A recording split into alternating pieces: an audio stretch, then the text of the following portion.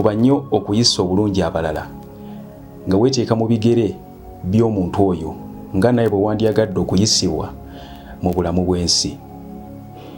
Kubanga singa omuntu omuyisa bulungi olwaleero tomanya enkya naawe oyinza okwesanga ng'oli mu bunnya bw'empologoma nga wandyagadde okuyambibwa, omuntu oyo n'akuyamba. So n'olwekyo bw'obanga omuyisa bubi tasobola kujja kukuyamba ne bw'abanga akusanze ng'oli mu kadde akasemba osooguwa enkomerero.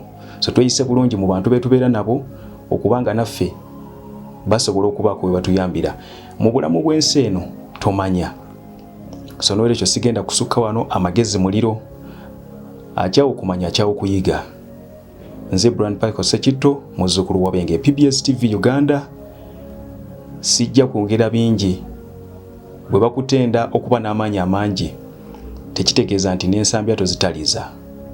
Ebigambo bijja kuba bitono naye nga nsuubira nti ategeera amangu ajja kubitegeera.